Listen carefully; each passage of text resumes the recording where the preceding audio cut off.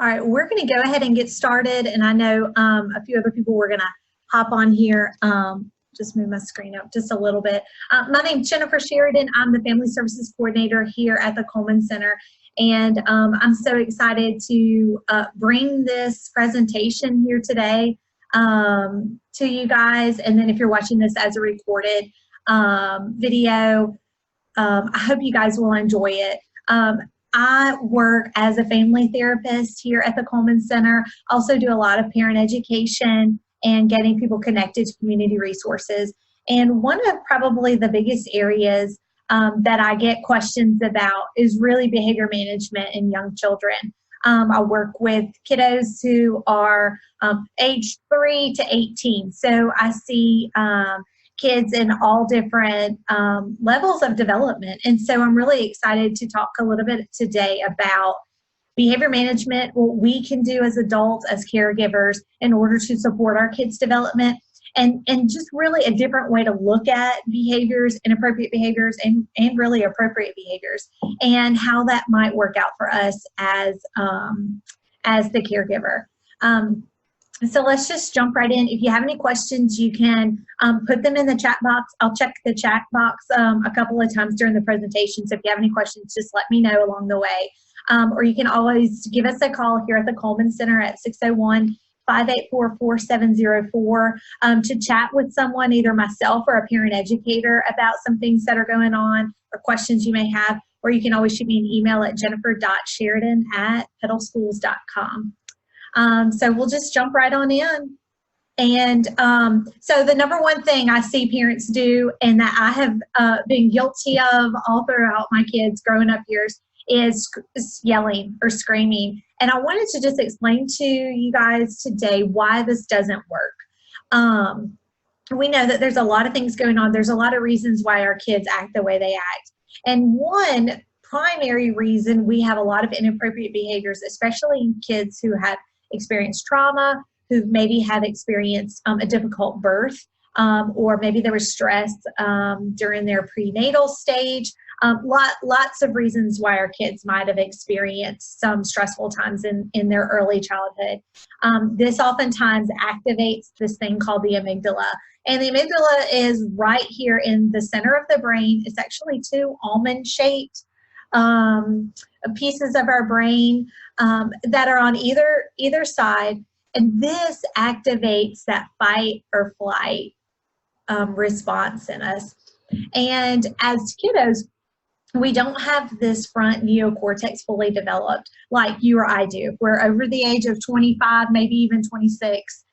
For some people, we have a fully formed neocortex. This prefrontal cortex in our brain has been fully developed. It helps us to think rationally. It helps us to see a problem when we're able to solve it from like start to finish. I can see, oh, the oil light came on in my car, so now I'm going to think through all these steps of what I need to do in order to fix that. And if not, then I know I'm going to end up stranded on the side of the road, right? Well, our kiddos can't see from start to finish quite like we can because their brain hasn't been fully developed. So we much more easily access this amygdala part of our brain, this like primal sense of survival early on, because it is what is developed as soon as we're born. Thanks to our caveman ancestors, we have been developing this over time in order to keep us safe. And so if we can look at behavior as this opportunity for survival, this opportunity for us to stay safe, for our kids to keep themselves safe, we really see these behaviors, even inappropriate behaviors, as ways of coping and ways of getting our needs met. Now, if we're in Walmart and our kid just melts down over something that seems like not a big deal, that's when we're less likely to think, oh, this is a survival skill, this is a coping mechanism. But really, all behavior makes sense in the context. So if we keep coming back to that, it will help us to stay out of our own amygdala and stay in this front part of our brain and be detectives for our kids and say to ourselves, what maybe led to this, or how can I help meet the need of this child in order that they feel safe and they feel nurtured, and maybe still not get that toy in Walmart, but they still feel their needs are being met in some way. So why screaming does not work? Well, it doesn't work because what happens is when we start thinking with our amygdala, this primal part of our brain, and someone starts screaming, oftentimes we jump to that state in our brain, and it's hard for us to get out of it. Daniel Siegel described the brain as if you were holding your thumb over your palm, and then the top part covering your thumb. And if this is our amygdala, it likes to stay nice and covered up. So we're able to think with this top part of our brain, the upstairs brain, as some people call it. But what happens is when we get upset or we feel like our needs are not being met, we flip our lid and our amygdala starts to take over. This lower part of the brain starts taking over, and then we get our needs met in a survival state. So we may fight to get it. We may freeze in order to feel like we're in a safer place, or we may run to get out of danger, which is great if we're in the woods and we see a dangerous snake, right? Or a child experiences, a fast car coming down the road. I want him to run out of the road back onto safety, right? But what happens is sometimes our brains get miswired. We start to think, oh, yelling and screaming, I'm not safe. And so we jump back into that part of our brain. So if our child spills milk all over the floor and all over the new rug we just bought, and our first instinct is to yell and use shaming, what happens is they revert to that because they've got to keep themselves safe. And so I always encourage families, and I tell myself this over and over, screaming really just doesn't work. It puts my kids further and further into that survival state of their brain. And I want them to come out of that to be able to think rationally, to be able to think through, you know what, maybe this trip I'm not going to get a toy at Walmart, but maybe next trip I might can. Or maybe for my birthday, I can ask for this toy. But those are rational thinking things that we do, and we don't even realize that we can't do that if we're stuck in this back part of our brain. So I want to give you a strategy for connecting with your child, and one of the best ways that we can do this is through connecting, correcting, and empowering. Now this comes from doctors Karyn, Purvis, and David Cross out of Texas Christian University. They have worked with the Developing the Child Institute there. The late Dr. Purvis was instrumental in creating a book called The Connected Child along with Dr. Purvis, and creating a whole system of care called trust-based relational intervention. And I'm so thankful for their work because it really did take into account not just a behavioral strategy on how to get my child to act a certain way, but really speaking to the inner person of a child and saying, how can we meet a need in order so that this child can make a better decision on his or her own. And I really feel like that resonates for me as well, because I want someone to not just try to get a different behavior out of me. I want someone to hear me and to understand what's going on inside of me in order to get those needs met. So the first thing that we're going to do when our kiddos start to have an issue or start to have something going on, the first thing we want to do is connect with them. And the way we do that is through a great acronym is called PACE. Now this is from Daniel Hughes, who's a doctor who does a lot of attachment-focused family therapy. You can find one of his books I'm going to recommend later at the end of the session is called Building the Bonds of Attachment. It's an amazing book that kind of talks about a child all throughout her attachment process as an older child, because she's experienced some hard times early on in her life. So PACE uses 4 different levels of our interactions with kids in order to help us to connect. So the first one is playfulness. Now, one of the things that we can do as soon as we see our child or a child in our care acting a certain way or acting really just inappropriately is to create a playfulness opportunity to help draw them out and to cut off this need to correct immediately. Oftentimes I can use playfulness even in a therapy session to kind of get a kiddo out of their funk and to say like, hey, we're going to move on to something else. I can see that this is not something that you want to do, or I can see that your needs are not being met. This is what I'm communicating non-verbally, not necessarily verbally, to a kiddo. The next thing that we always want to do is accept the child for exactly who they are, exactly where they are. Oftentimes we will communicate with our words and with our actions Acceptance only when. Acceptance only when you do this. I only accept you when you make an A on your report card, or make an A on that test, or when you don't spill the milk. I want to accept my child even if he does spill the milk on the new rug, because I know it was just an accident and I could have easily done that. The next thing is curiosity. This is a great way to connect, because we know that we have those friends in our lives that the more curious they are about our lives, they ask questions, they want to know what's going on. The more curious they are, the more connected that I feel to them, the more I feel like they are investing in my life. We communicate the same exact thing to our kiddos, and it may just be asking them really questions about anything that they're doing.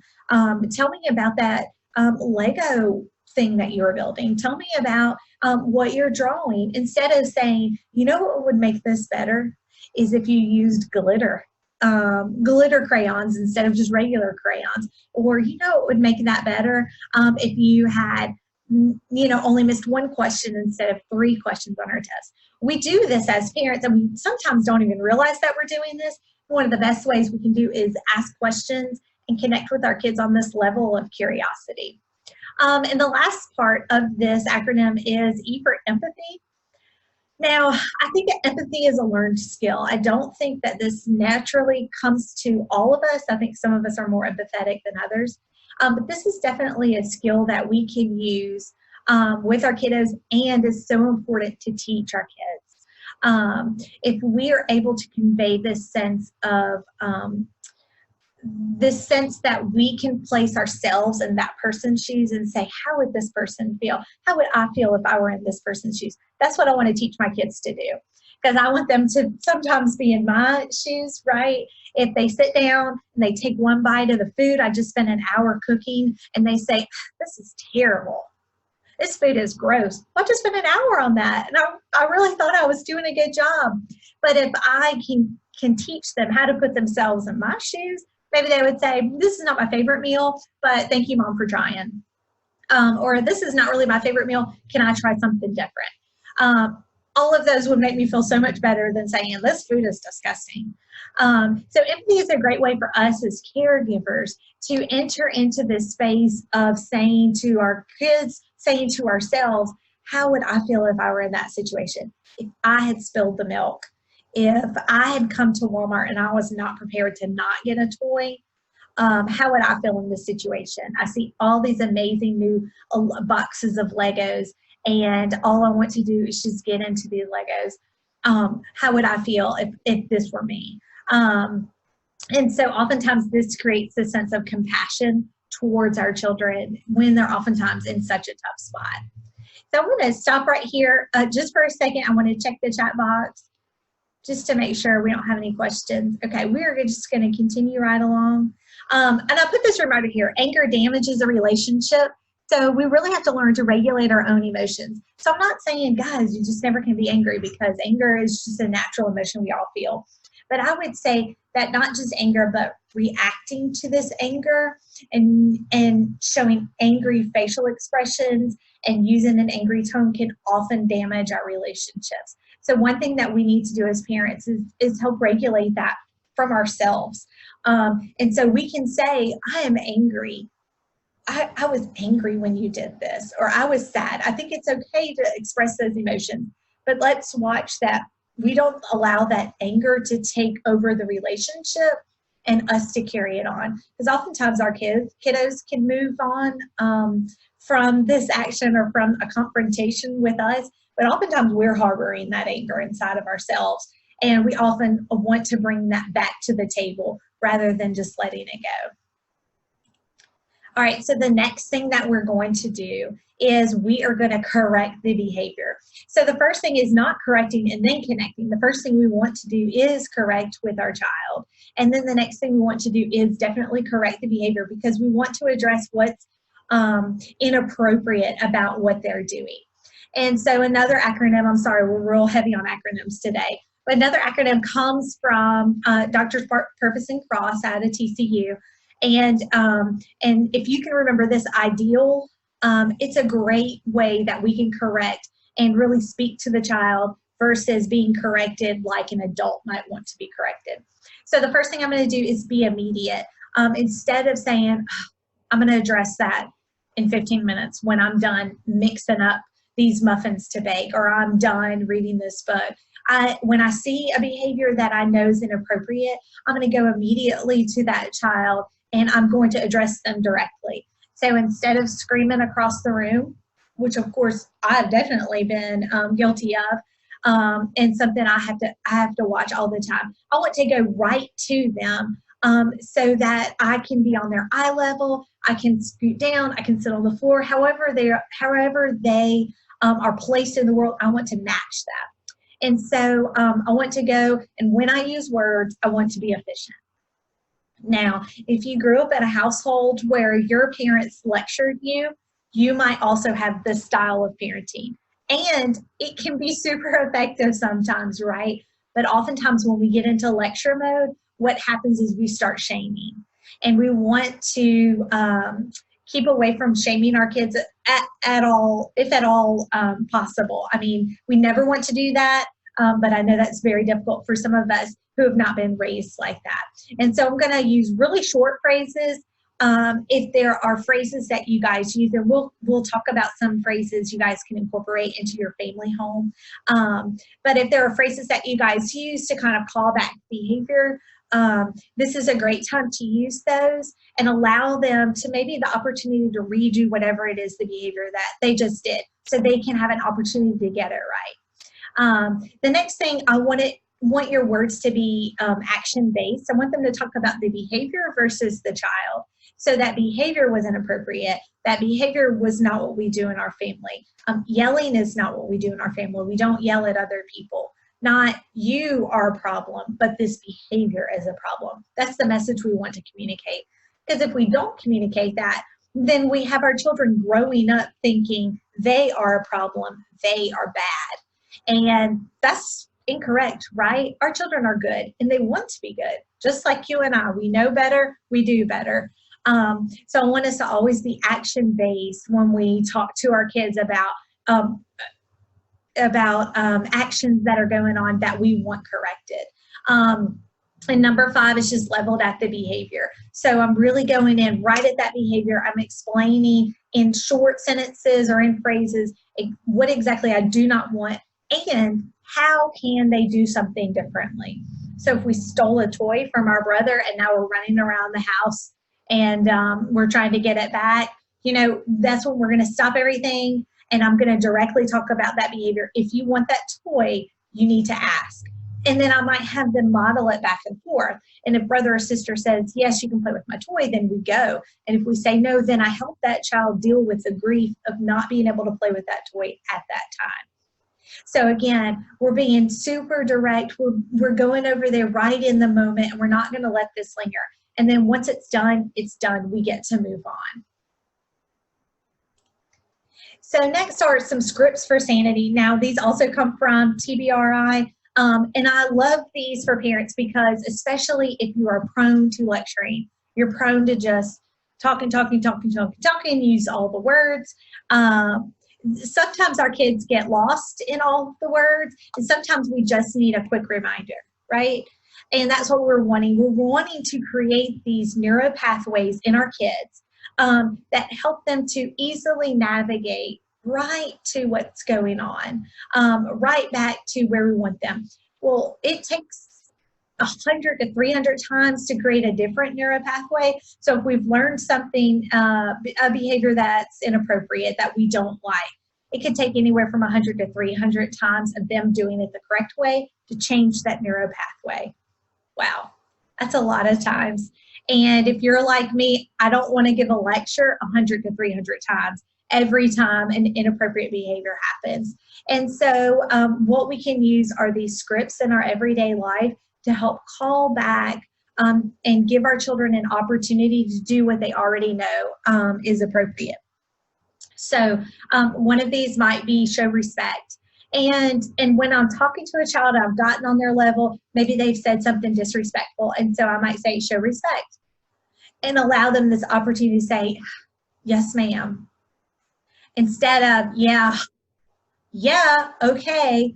And if you have a budding preteen in your home, or maybe even a very sassy 5-year-old, maybe you get that. And one thing I can do is help manage my own anger and frustration with that, because that is one of my trigger points. I don't like disrespect, just like a lot of you guys don't. One thing I can do is say, show respect, or say, with respect. And it allows my child this opportunity to redo that inappropriate behavior, do something more appropriate, and allow me to say, thank you. Like, good deal, I like that. Whatever it is, however you respond back to your child to convey this sense of shared connectedness. Another one might be ask permission. If your kiddos have a hard time asking for permission, or maybe they get into the snacks and you would much prefer them to ask permission before they get to the snacks. One thing we can do is, while being consistent with this, is to always repeat that phrase, ask permission, and then they will ask you for that. Or this is a great one for if your kiddos are in the bad habit of telling you what they're going to do instead of asking you what they can do. This is a great one to call them back to say, are you asking, or are you telling? And if we kind of keep that playful tone, it gives them this opportunity to not feel shame, and also just to understand that we're here and we're on their side. We want them to do better, and we're going to teach them. We're going to continue to teach them all throughout this time. So you can see the rest of these on here. Listen and obey is a great one. Gentle and kind. If we have kids that have a lot of proprioceptive needs, that have a lot of sensory needs, oftentimes they'll have a hard time being gentle because they don't experience the world quite like we do in a tactile sense. And so sometimes we have to really teach being gentle, especially our kiddos that have a lot of energy that may bounce off the walls like Tigger after school, and we need to be more gentle, maybe on the furniture or on a coffee table that grandma gave us that's an antique. And when we want them to be more gentle on there, we can use that phrase as well to kind of call them back. And then no hurts and stick together actually come from TheraPlay. And these are great ways to really call back that we don't hurt each other. We don't use either our words or a physical body to bring about hurts. And I would say if you are going to use no hurts, also look within your family and how you guys discipline. If you guys utilize spanking, this may be not a good script for you guys because it could come back on you. If you hurt them physically, they may say no hurts, and then it kind of creates this disconnection because they don't understand the difference. So just check that out and be aware of that. And then sticking together, we always want to stick together, don't we, with our family and with people that we love and are connected to. So our next opportunity really in teaching and discipling our children is empowering them. And I know some of us might look at this and say, empowering, I don't want to empower them anymore. They're already taking over. But when I talk about empowering, it really is setting them up for success. And the best ways that we can set our kids up for success, really, there are two camps. It's ecological and physiological. And our ecological ways to empower really covers this opportunity to create felt safety, this opportunity to provide solid transitions that are expected, and routines that our kids are able to not just live with, but feel secure in. I know you guys probably, if you've just experienced a kiddo going back to school, that's a big transition coming from summer where you often have a lot of freedom, there's a lot of relaxation, there's a lot of fun, and then we go to school where it's much more structured. And so oftentimes we have a hard time transitioning into those routines. And so creating some frameworks to help support our kids does help empower them ecologically. So let's talk about physiological, because this takes into account hydration, which is such an issue. Something like 75% of people walking around here in America are dehydrated. And it does affect our brain, it affects how our bodies feel, as well as blood sugar. Keeping those levels stable so we're not hyping our kids up on sugar and then expecting them an hour later to be able to, sit through church or sit through a classroom time. and really paying attention to that and see how our kids respond to what they eat. Healthy touch is such a great way to provide empowering connections, because we are a people who need healthy touch. We are people who need healthy interactions. And if this is not something that comes easily to you, either because of your own trauma history or the family of origin maybe you come from didn't do a lot of hugs or snuggles or high fives or shoulder rubs or pats, think of ways that you can start incorporating this into your family. Physical activity is a must for our kids. We need more physical activity. This is a great way to get out all of that energy that sometimes gets built up in school, or maybe during nap time. Now we're rested and now we need some physical activity to help us feel more in control of our bodies. And then sensory experiences are a great way as well that we can provide this empowerment to our kids.